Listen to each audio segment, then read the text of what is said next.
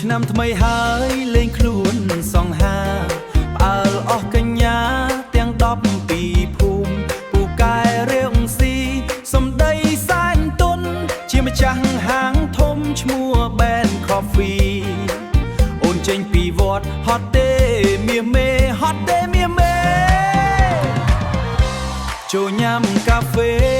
ហាងបងសិនមកឈុងរសជាតិឆ្ងាញ់ថែមបេះដូងស្មោះកំឡោះ cute ចាំទទួលភ័ក្រកំឡោះ cute ចាំទទួលភ័ក្រក្រមុំបាក់រនាស់ក្រមុំថ្មសលងស្នេហ៍រូបបងម្ចាស់ Ben Coffee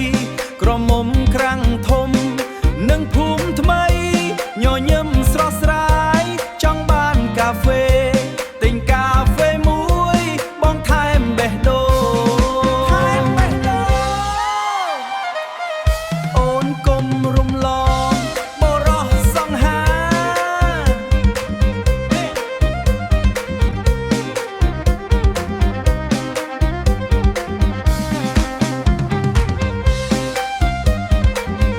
អូនភ្នំកណ្ដាល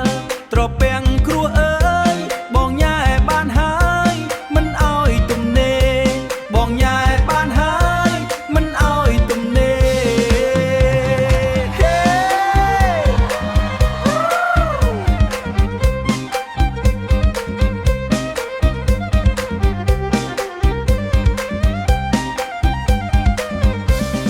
មកតម្រង់ជួ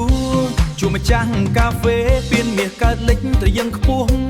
ឮតែឈ្មោះបងលងស្នេហ៍វងវែងម្ចាស់ Ben Coffee សង្ហាជាងគេទោះបងរវល់ក៏ cute មកអើមចេញពីវត្តភ្លៀមចូល Ben Coffee កំឡោះសង្ហាចាំស្វាគមន៍ស្រី